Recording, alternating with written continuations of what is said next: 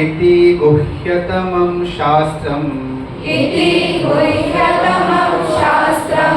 इदमुक्तं मया नघ एतद् बुद्ध्वा बुद्धिमान् स्यात् कृतकृत्यश्च भारत ॐ तत्सदिति श्रीमद्भगवद्गीतासु उपनिषत्सु ब्रह्मविद्यायां